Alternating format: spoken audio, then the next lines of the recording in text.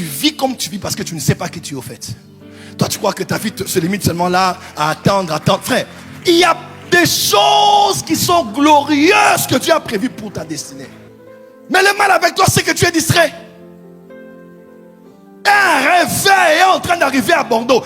Une puissance de Dieu veut descendre, mais Dieu cherche des vases dans lesquels il va déverser cette gloire. La première chose qui a poussé Israël à faire ce qu'Israël a fait, c'était l'impatience. Le prophète Sostène, beaucoup de chrétiens aujourd'hui vont risquer de rater le réveil qui vient parce qu'ils sont trop impatients par rapport à leur propre vie. Tu sais pourquoi? Parce que nous vivons dans un monde qui est un moule aujourd'hui qui nous a formaté notre mentalité. Tout est rapide. Dieu n'est pas là pour former des personnes très rapidement. Non, Dieu prend le temps de former les hommes qu'il veut utiliser. La patience, ce n'est pas le fait d'attendre. La patience, c'est l'attitude que l'on a pendant que l'on attend. Ismaël est né du fruit de l'impatience. Et les problèmes que nous avons au Moyen-Orient viennent du fait que l'impatience est entrée dans le foyer d'Abraham. Voilà pourquoi la prière à faire aujourd'hui, ce n'est pas de dire à Dieu, utilise-moi d'abord, c'est dire Seigneur, travaille en moi. Brise-moi, taille-moi, façonne-moi, enlève l'orgueil, enlève toutes choses qui peuvent être un obstacle afin de ne pas être un instrument que tu veux utiliser. Parce que plusieurs ont travaillé dans le réveil, mais ils sont morts dans l'orgueil. Ils sont morts alcooliques. J'ai un prophète que je connais au Congo qui prophétisait avec des détails inimaginables, mais il est mort de la maison d'une prostituée. Les adorateurs n'attendent pas que Dieu accomplisse les promesses pour avoir la foi. Les adorateurs n'ont pas la foi aux promesses, ils ont d'abord foi en Dieu.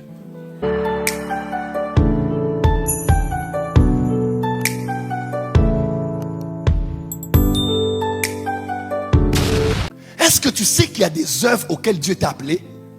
Il y a des choses que Dieu t'a appelé à faire dans les 30 dernières années de ta vie qui vont bouger le monde comme ont bougé le monde une femme qu'on appelait Catherine Kuhlman.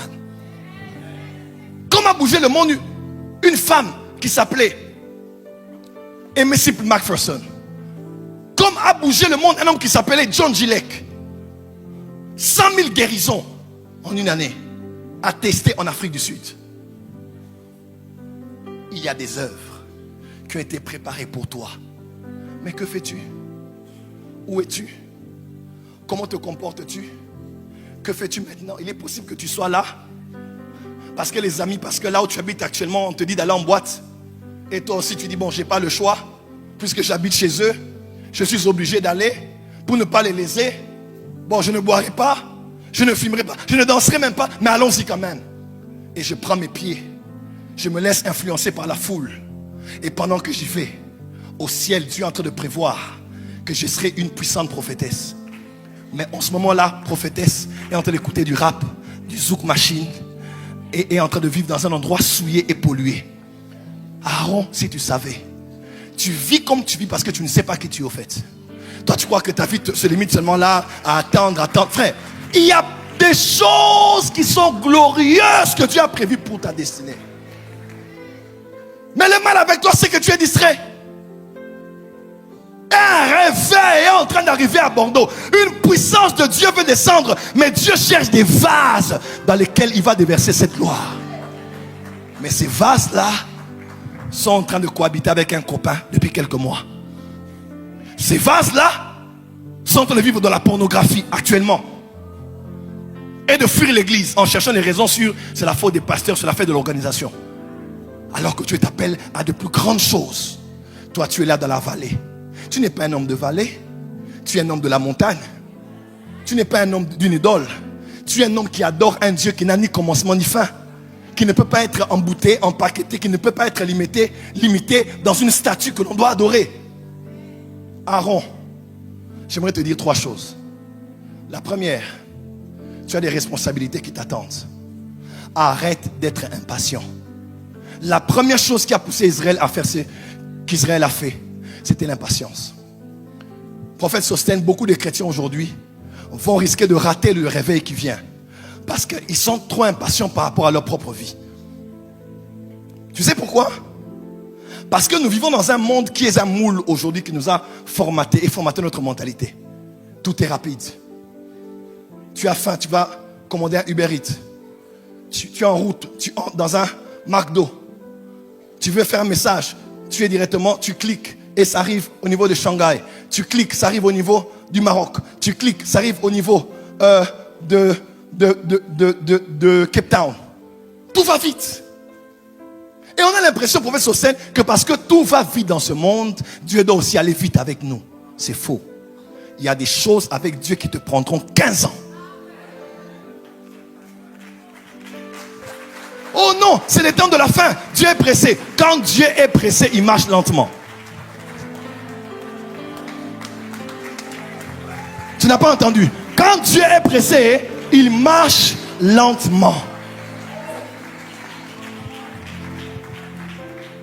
Dieu n'est pas là pour former des personnes très rapidement. Non, Dieu prend le temps de former les hommes qu'il veut utiliser. Et notre problème, quand on voit les autres qui sont exposés, on veut aussi être exposé. Il suffit que tu sois à l'église, Sive, et que je te dise tu es prophétesse, que tu dois quitter l'église. On m'avait dit que je suis prophétesse. Tu changes maintenant ton nom de Naomi, maintenant c'est prophétesse Naomi sur Facebook. On veut te parler, on ne peut plus te conseiller. Parce qu'on avait dit que toi tu es prophétesse. Toi tu as la ligne privée de Dieu au téléphone. Toi tu entends Dieu comme personne. Dis à ton voisin, attends.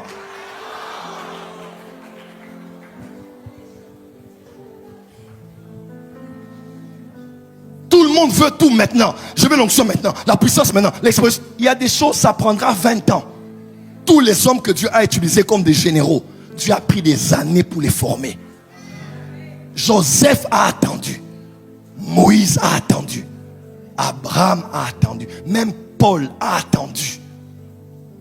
Philippiens est écrit, il avait près de 30 ans de ministère. Mais il dit que je laisse ceux qui étaient en arrière et je cours. Même là encore à cet âge-là, il cherchait du nouveau. 30 ans.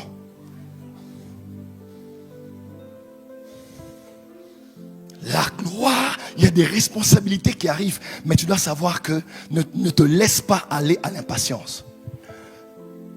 La patience, ce n'est pas le fait d'attendre. La patience, c'est l'attitude que l'on a pendant que l'on attend.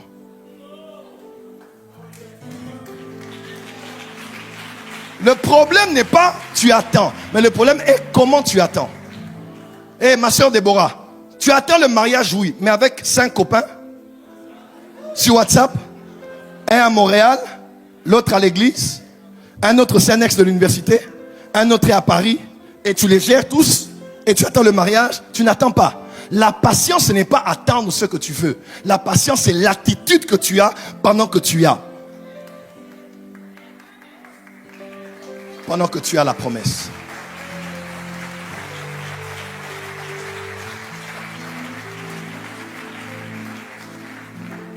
Ismaël est né du fruit de l'impatience.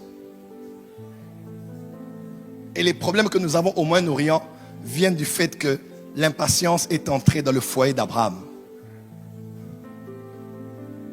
Dis à ton voisin, attends. Car c'est une prophétie dont le temps est déjà fixé. Même si elle tarde. En d'autres termes, une prophétie peut tarder. Oui, une prophétie peut prendre plus de temps que prévu. Et quand tu dis que Dieu a menti, Dieu n'a pas menti. Parce qu'à vrai dire, quand Dieu veut faire quelque chose par toi, il commence d'abord à travailler en toi. Et le Dieu qui a travaillé en toi, travaillera par toi et après il travaillera pour toi. Est-ce que je parle à quelqu'un aujourd'hui? Voilà pourquoi la prière à faire aujourd'hui, ce n'est pas de dire à Dieu, utilise-moi d'abord, c'est dire Seigneur, travaille en moi. Brise-moi, taille-moi, façonne-moi, enlève l'orgueil, enlève toutes choses qui peuvent être un obstacle afin de ne pas être un instrument que tu veux utiliser. Parce que plusieurs ont travaillé dans le réveil, mais ils sont morts dans l'orgueil. Ils sont morts alcooliques. J'ai un prophète que je connais au Congo qui prophétisait avec des détails inimaginables, mais il est mort de la maison d'une prostituée, du sida.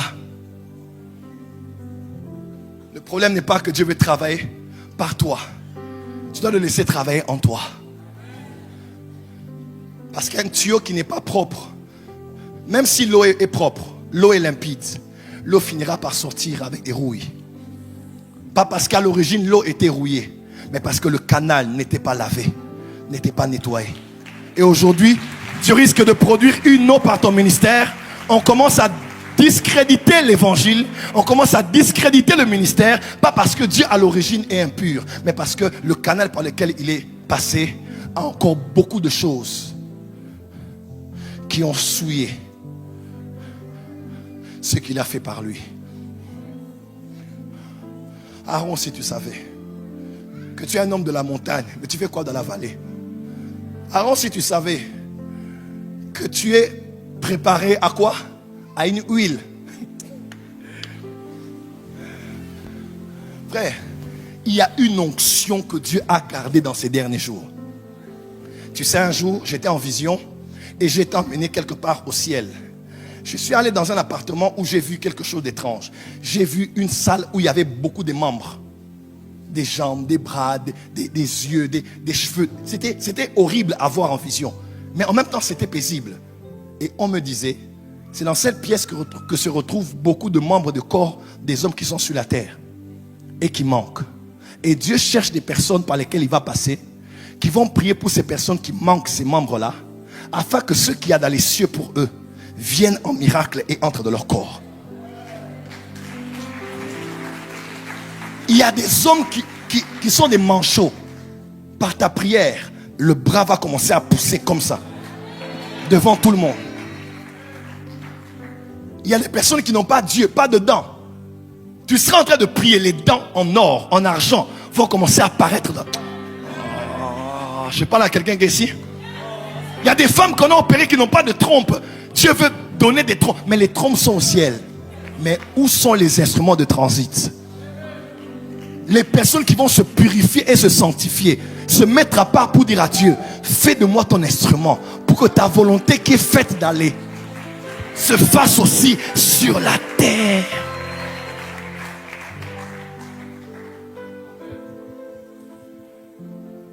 C'est parce que tu ne sais pas qui tu es.